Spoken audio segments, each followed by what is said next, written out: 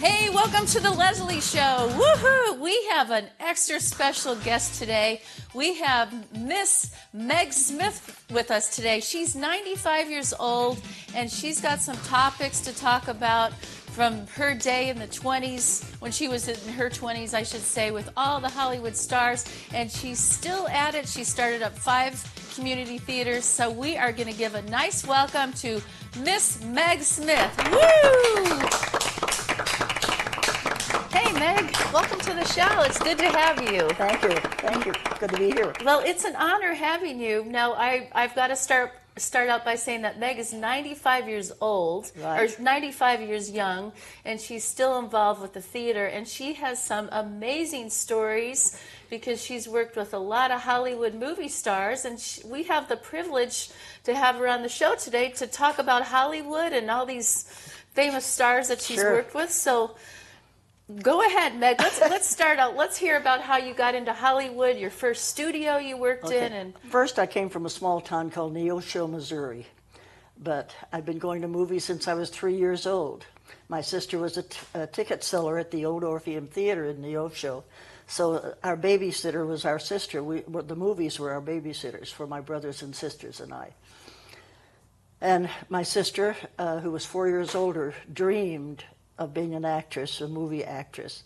20th Century Fox sent a movie company back to photograph Jesse James, the notorious outlaws, because they lived in that area there. My sister who worked as a waitress in a restaurant in the resort where they all stayed, fell in love with an electrician. The company came back to Hollywood.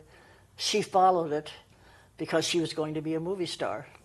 I graduated from high school in 1940, and my mother and I came out the following year, right after I graduated from high school.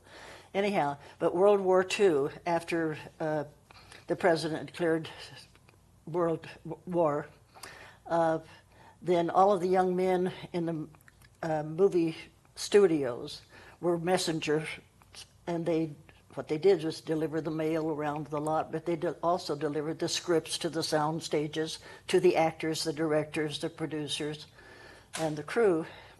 And all the young men from 18 to 30 were either enlisted or they were drafted into war. So my sister and I got a job at RKO Studios. Now, RKO was one of the medium studios. The large studios were MGM, 20th Century Fox, Paramount, Warner Brothers. They were the major studios. RKO was like Columbia, Universal, and were like the medium-sized studios, but they were the people-friendly studios also. So I went to work as a messenger girl, making $19.97 a week, which was all right because my apartment that I was living in was $15 a month. Anyhow, all the studios had these young women who were hostesses at the Hollywood Canteen. Servicemen were showing up in Hollywood, Hollywood and Vine and stuff, and they were sleeping on park benches. So Betty Davis and John Garfield from Warner Brothers came up with the idea of the Hollywood Canteen. So it was this place near Sunset and Vine where the servicemen could go, and all the big bands played there as entertainment. The big movie stars, major movie stars, acted as waiters, waitresses, cooks for these young servicemen. It was a wonderful thing. But I was one of the hostesses from RKO to go to the canteen, and this is where I met my first husband. He was a young air cadet, and Glenn Miller's orchestra was playing, and I had just finished a wild jitterbug dance with an athletic young sailor, and I was sitting on the bandstand listening to Glenn Miller's orchestra. And all of a sudden, this young air cadet came up, pulled me onto the floor, and he says, "You're not the best-looking gal in the room, but you're a hell of a dancer." I said, "Oh, well, thank you. You may be the handsomest guy in the room, but you're no Fred Astaire, so we should make a great couple." And that's how I met him. 6 months later, we were married. oh my, he looks like a good-looking guy there. Very, very. And this is what I looked like at 19. Unfortunately, I was a widow at 20. Well, you haven't changed a bit. Thanks a lot. Anyhow, the second person I met, this was my mentor. This is Cary Grant. He's one of the biggest movie stars in the world. And as a messenger, I went to the telephone office to pick up a telegram for Cary Grant. He was making a movie called None But the Lonely Heart with Ethel Barrymore. She was the sister of John and Lionel Barrymore. They were the highest in the echelon of stage and screen actors. And I had this telegram, so I dashed down to stage 11, and I'm going towards the door. These huge sound stages had a big door that, with the hard handle. And anyhow, I passed this man who was just sunning himself on a pile of lumber, but I paid no attention to him. I was going for that door. And just as I started to reach for the door, this studio policeman says, "Hey, young lady, you can't go in there. See that sign up there? It says closed set." And I says, "Well, you don't understand. I have a message for Cary Grant." And he says, "Well, give it to me and I'll give it to him when the scene is over, but you can't go inside." And I said, "But you don't understand. I'm a good friend of Cary Grant's, and I'm his own special messenger, so he won't take this telegram from anybody." And he says, "Oh, really? How long have you known him?" And I said, "Oh, gosh, I couldn't tell you how long." He says, "Well, if you're such a good friend, why didn't you hand him the message on your way here?" And I hear this laughter behind me. I turn around. It's Cary Grant, dressed in costume, of course. Oh. Old tattered suit and tattered cap. He was laughing. And said, "Oh, I'm sorry, Mr. Grant. I just wanted to get on a movie set and meet you. You've been one of my idols. I know every picture you've ever made. I know all your leading ladies. I know even the bit players." And he says, "Slow down." And he says, "Well, what do you have for me?" And I says, "It's a telegram." And I says, "Where I come from, everybody in town knows that a telegram, if you get it, it's either good news or bad news. So I knew you'd want to have it right away." So he handed it to me. And anyhow, he tore it open, read it, laughed. He says, "Would you like to see this important message?" And I says, "Well, yes, sir." Handed it to me. "Mr. Cary Grant, stage 11. You are being charged 10 cents for your toll charge to Beverly Hills at 8 o'clock this morning. Please contact our office." Oh, my goodness. So I said, "Oh, my gosh, I'm sorry." And later, anyhow, he said, "Sit down. What's your name? Where'd you come from? How long have you worked here?" I told him everything in about 10 minutes, told him about my tragic first marriage and stuff. And he says, "Meggie," he says, "it looks like I do have my own special messenger, so I'll be looking forward to the next one." So did you become good friends with him? Oh, from there, about a month later, he called my boss in the messenger department and said, "Could Meg come to my private dressing room from 5 to 6 while I'm on the set and answer and take messages for me from 5 to 6. And so, of course, I spent a week at 5 o'clock. I went to his dressing room, answered calls from biggest people, producers, directors, Laurence Olivier,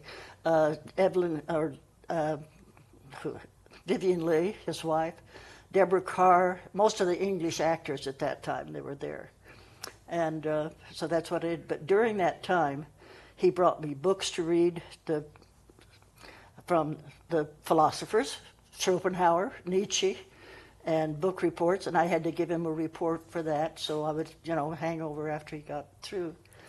And then brought me classical music from his own collection at home.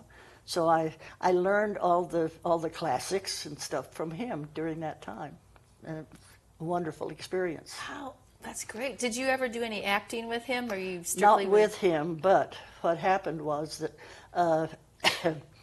one morning I get a call from Alfred Hitchcock came on the lot to make a picture called Notorious, starring Cary Grant and Ingrid Bergman. By the way, he was the first star that ever got 10% of the gross from his pictures. Oh. He had director. He could name his director. He could name his leading lady, and so anyhow.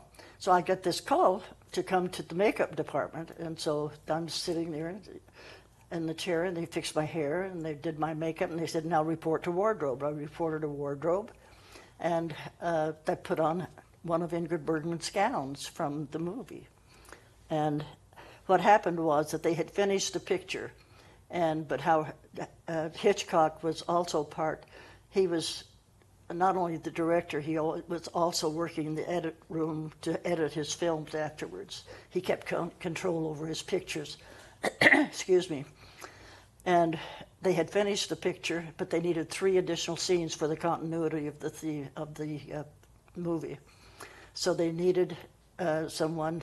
They couldn't get Ingrid Bergman back because she was on loan from Selznick for $1,500 a week. So they decided they needed a screen double. Now, a screen double is different than the stunt double. The stunt double tries to hide his face and so forth, you know, do all the rough things. A screen double can look or be seen on screen as so. But I wore my hair like she did. We were both 5'9" tall, and I thought she was one of my favorite actresses. Oh. Okay, so anyhow, I'm dressed in one of her gowns, and I go up to Hitchcock's office, and he and Cary Grant and Teddy Tetzlaff, the photographer, were there. And so anyhow, I walked in, and Hitchcock was behind the desk, you know, with his arms like so, and he's a walk. So I walked back and forth before the tribunal, and Cary Grant turned around and says, "Well, Hitch, what do you think?" He says, "She'll do." I was escorted down to a limousine. Oh. I had my own makeup person, my own hairdresser, my own wardrobe person in this limousine. I was taken to this huge estate out in Beverly Hills where they had filmed part of the picture. Claude Rains, who was in the movie, showed up, and he worked with me like, you know, treated me like his leading lady. But by the time we got there, here was, you know, they had canvas back chairs with their names on them. And I walked up, and here was this thing, Meg Cole, Star for a Day. Oh, my goodness. And this was your first time at acting? Oh, that was it. Well, yeah, I had acted in school plays and stuff like that, but this was... The big time. Anyhow, I did 3 scenes, and for my 3 scenes, I got $27.50. Oh, but in that day, it probably was a lot of money. You know, I made $19.97 a week as a messenger, so this was an up thing for me. Yeah.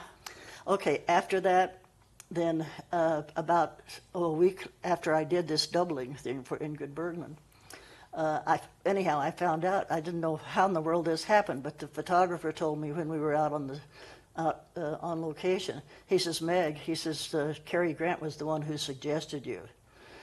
Because we needed a double, and we didn't have time to go through the casting offices, so Cary Grant says, you know, Hitch, there's a young lady on the lot here who could pass for Ingrid Bergman with the right makeup and hairdo and wardrobe." So anyhow, and that's how so he had suggested That this. was the start for you. That was me.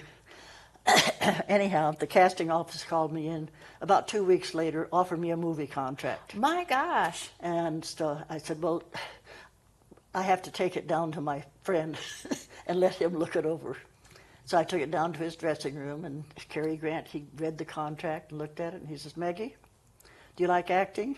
And I said, "Yes, I do." He says, "Is it for the fame, the glory, or the money?" I said, "Well, actually, I don't really care about those things." I said, "I like people. And at the 23 years of age, I can wear makeup, wardrobe, and stuff, and be made up as an old lady of 80. And maybe the next time I meet an elderly woman, I'll treat her differently because I literally will have walked in her shoes." Right. He says, "Meggie, you're much too naive for this business." He says, "You know," he says, "you could sign a contract for one thing. You can make the contract players were making $50 a week. Bob Mitchum, Barbara Hale, Ann Jeffries, these people were making $50 a week at that time as contract people." And so he says, "Take my advice." He says, "If you will." And he says, "Find another nice guy, get married, have a couple of kids, and then, but get out of Hollywood. You're much too naive for this rat race."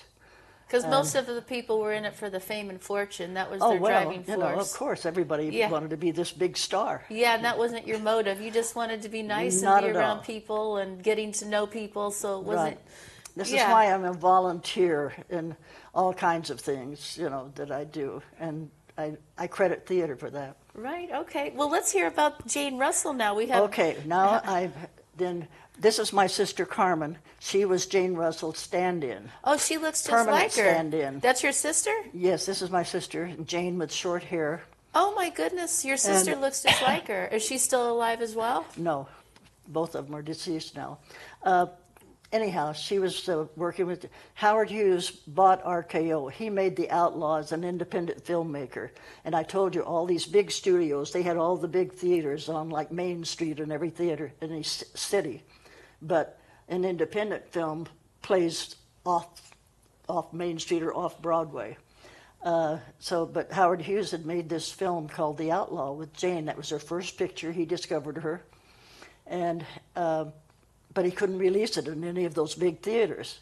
So this absolutely infuriated him. And when the war came along, and when television came along, a lot of the studios were in trouble. RKO was one of the first ones that went up for sale, and he bought that entire studio so he could re-release The Outlaw in the RKO theater. They had their own chain of theaters across the country. Okay. Bought a whole studio. 8 months later, he sold it. Oh, my goodness. Okay.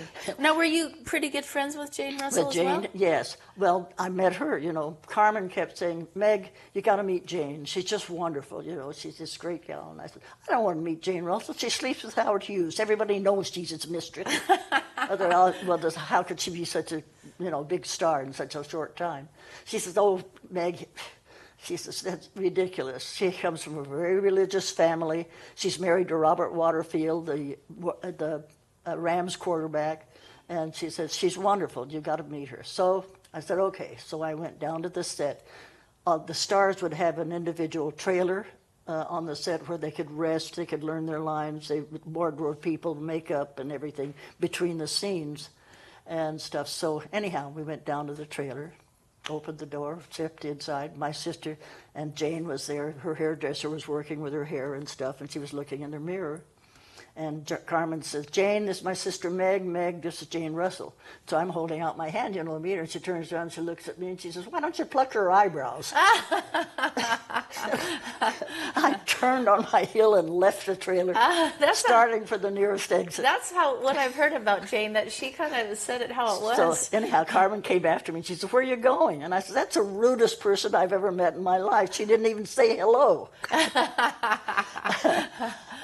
Anyhow, that's how we met. But, and you became friends after that?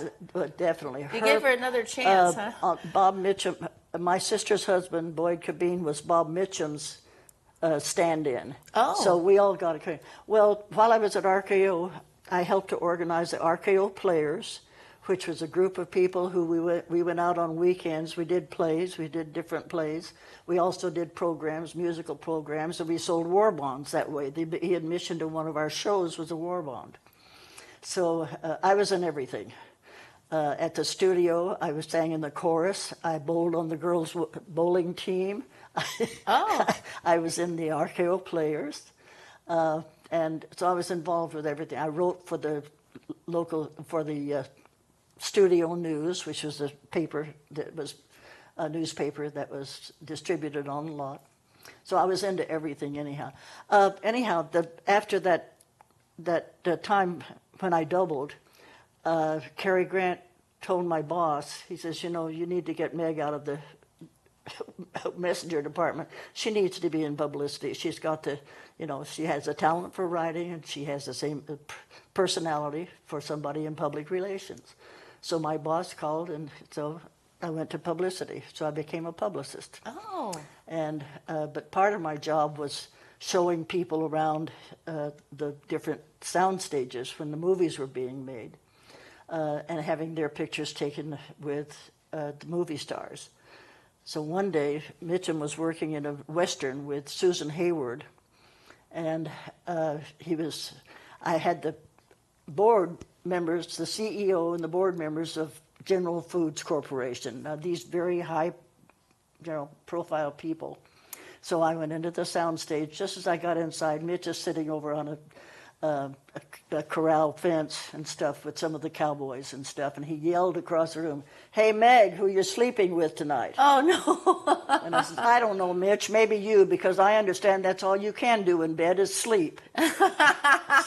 That was a good comeback. Well, it's the only way you could stop him, because he and his stand-in, my sister's husband. They were the bad boys of Hollywood. Oh, my goodness. Okay, so what else do you want to know? Well, I bet a lot of them were bad boys. But were they down to earth, a lot of these stars, or were they kind of full The bigger of they were, themselves? when they finally made it to the top, most of them were great. They were, but until they made it, they were yeah. kind of full of themselves.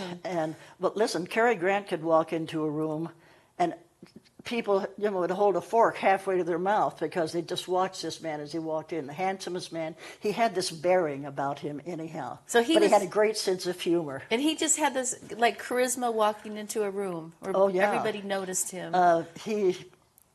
My girlfriend and I were, one of my friends and I were going to a movie out in Beverly Hills to see one of his old movies, and he was driving his Cadillac out of the lot and stuff, and he says, "Hi girls, where are you going?" And I says, "We're going to one of your old movies at the Pan Pacific." And he says, "Well, drop in, I'll give you a ride out." Well, but the movie didn't start until 8 o'clock or something or other, and he says, "Well, I have to go by my house and get dressed." So he took us to his home, but he got out of the car.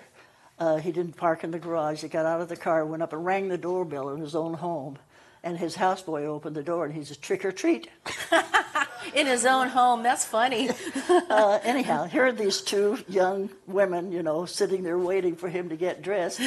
And so we get back in the car. We stop by the Beverly Wilshire Hotel, and he goes in to get his date for the evening. Betty Hensel was a very beautiful model, and he had a date with her. He didn't tell her that he had these two young women in the back seat of his car.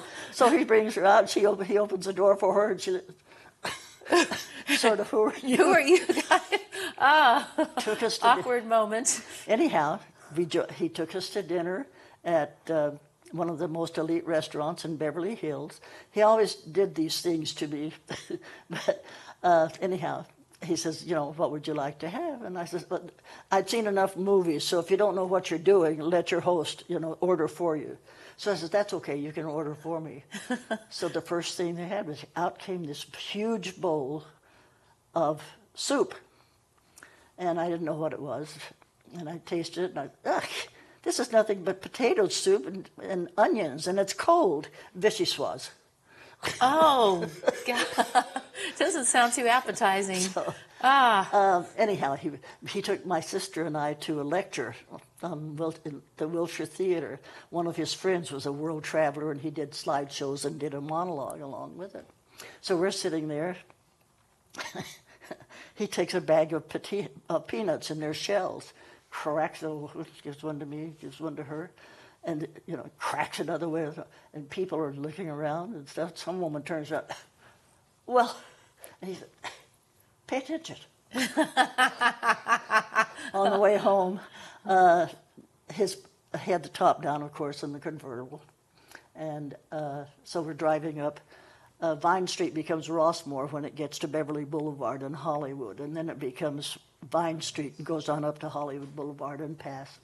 So we're driving up in the restaurant, and we're just driving along. It's summertime, and this woman from the next car, she leans out of the window and she says, "My husband is better looking than you are." Oh. And so he says, "Well, my lady, thank you very much. I'm sure your husband is better looking than you are." Oh, gee, that's a good comeback. Well, Meg, tell us about these two. We're running out of time here, but I want to get all this in here. Okay. Jane Russell had a host of friends who lived out in the San Fernando Valley. Tom Smith was one of them. Thomas Smith, okay. Tom Smith. He was a photographer, friend of hers, introduced me to Tom, and that's how I met him. Anyhow, this is Tim Holt, our cowboy western star at RKO. I was engaged to him a year before I met Tom, and I broke off the engagement when I went back. I even wore a wedding ring around on the neck because he was the star, and I was just a worker. So it was fine with me not to let anybody know that we were engaged, but we were. He bought me a Palomino horse, a twin of this one. This is the one he rode in his movies, and he bought me another one, and we used to ride out in the valley. Very romantic and stuff. But then I went by his hotel one evening to find out what was, how we were doing and stuff. Found him in bed with his leading lady at the time, and so took off this wedding ring, threw it at him, and I says, "Here, give this to your next conquest," and walked out, and that was it. And so then you met Mr. Tom. Right, met him, and we had a whirlwind courtship. and stuff, and married him. And married him? Yep. Okay. Well, you And- didn't spend a whole lot of time dwelling on that Tim Holt guy. Good for you. Well, that lasted for about a year. By the way, Cary Grant he encouraged me to go to modeling school, and I became a model. Oh. And I took a 6-month leave of absence from the studio, and I acted on stage in the evening. I got my equity card. I acted professionally on stage in the evenings, modeled in the daytime. But I missed my time at RKO. I mean, all of my bet. friends were there, and Yeah. we got to go to all the premieres.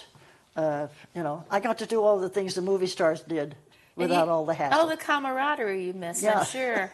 Well, we just have a few minutes, but I want to hear about some of these people here that you were involved with. These are, I couldn't bring them along because they're all framed, but they're 11 by 14s that are on my den wall. I have have them all over there. This is Cary Grant, Jane Russell with shorter hair, Bob Mitchum, Gregory Peck, To Kill a Mockingbird. Okay.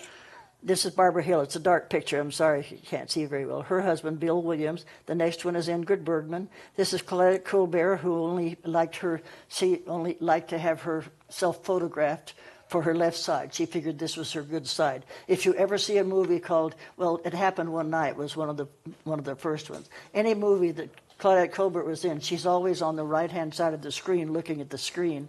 And her leading men, no matter how famous they were, had to be on the other side. John Wayne, who called himself Duke, Walter Slazak, who was a wonderful actor, Jimmy Stewart, an early picture of Henry Fonda, Ann Jeffries again, Cary Grant, and Douglas Fairbanks Jr., who was the son of one of silent screen's most famous action stars, Douglas Fairbanks. So you got to know all these people personally? Well, mainly because I was working in publicity. A publicist goes down on the set, writes stories about what's going on in the movie, and then you send the stories to movie magazines and to theaters, and so I got to know all these people. These are the ones that are autographed. Interesting. Well, we need to conclude now, but I do want to end the show by saying that Meg is still with it. She started up at 5 theaters here on the Central Coast. And I'd like to have you back on the show to talk about these theaters that you started up and that you were involved in, because what an interesting life. And I'm thinking I'd like to live to be 95, to be 100. And you're saying if you stay in the theater world, it keeps you young and it keeps you absolutely vibrant. You become a family almost. Okay. When you do a play. Yeah, you do. And you become a better person. For one thing, that you learn to go back out into the community and work in the community and do community work. And give back to. Well, it's been a pleasure having you on the show. Thank you. So thank you, and we'll see you again soon. All right. All right. Here's some of my friends along. Absolutely. Thank you. Hey, well, thank you for joining us today for the Lezlie Show. And I want to stop the show by telling you, never let anyone take your mojo, and have a fabulous week. Until next time. Woo!